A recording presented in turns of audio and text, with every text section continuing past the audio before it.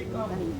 देखो आज तक का इतिहास है, जो भगवान को प्यारा है और भगवान जिसको प्यारे और जो भगवान में खो गया तब उसके पास भीड़ लगने लग जाती है, वो मधुमक्खी का छत्ता बन जाता है। जैसे सारी मधुमक्खियां उसी के नहीं खाले हैं। मान लीजिए प्रेमानंद जी, स्वामी प्रेमानंद जी को मिलने गई, हो गई वो भगवान के हो गए, भगवान उनके हो गए।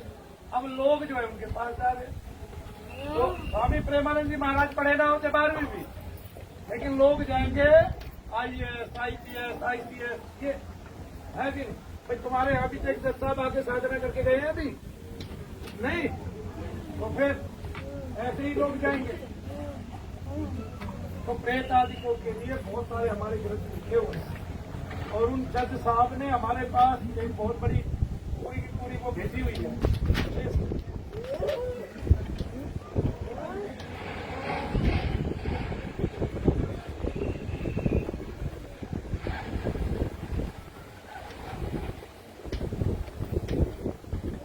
आरोग्य कहाँ वो लगने वाला है और उन्होंने साथ में ये भी भेजा है कि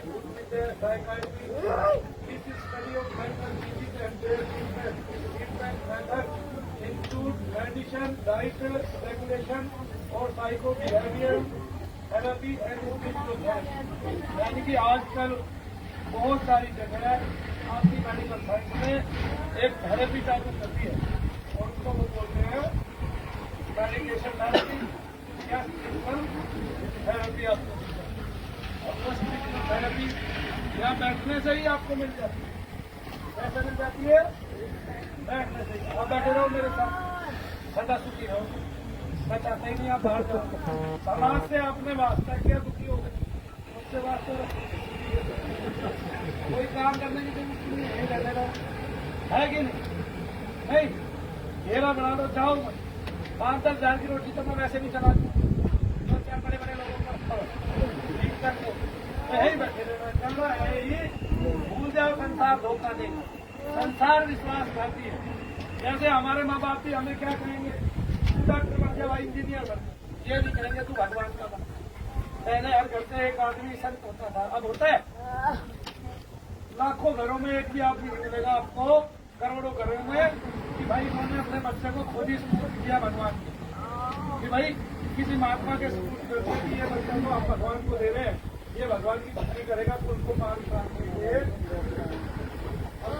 भैया बताना जरा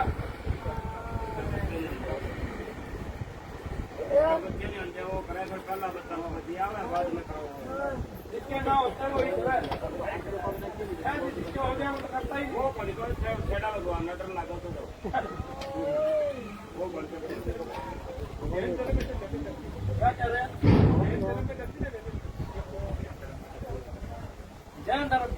हाँ तो वो देखते रहते हैं, उनको पता है उनमें यही है, इसलिए उनकी उन्नति हमारे से ज्यादा है, खोज भी ज्यादा हो जाएगी अंतिम।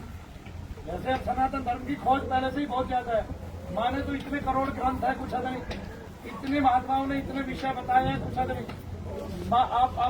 आप ऐसे देखिए कि दर्शन शास्त्र के एक जो थे दर्शन शास्त्र के, वो सारे अंग्रेज आके यहाँ हमारी शिक्षा पे काबू पाया उन्होंने, फिर दर्शन शास्त्र को पढ़ाने लगे।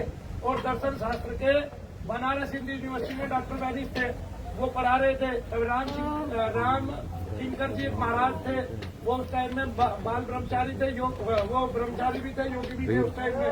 तब वो वहाँ जाते दर्शन शास्त्र पढ़ने, और वो उनको पढ़ाता नहीं, ये समझते हैं महिला कुछ आदमी कहाँ से आ गया, स्वामी ओम की तरह धोती लपेट के, तब वो उनको पढ़ाते नहीं है।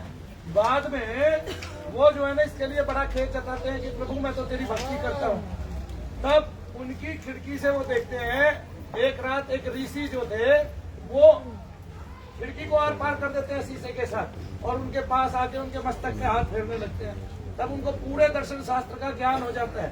तब वो 2 किताबें लिखते हैं, उन 2 किताबों में दर्शन शास्त्र की इतनी गूढ़ता थी कि डॉक्टर वेनिस उन किताबों को पढ़ के वहाँ आता है, उसके पास, उसके घर में आता है उससे मिलने के लिए, और कहता है महात्मा जी ये तो आपने बहुत ऊंची किताबें लिखी हैं, आप कौन है?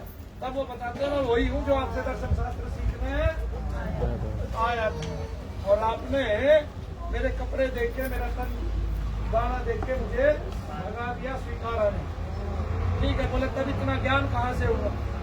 तब वो डॉक्टर मैंने बखूबी भारतीय सनातन धर्म की तारीफ करता है और हमारे सारे इतिहासकारों की और हमारे सारे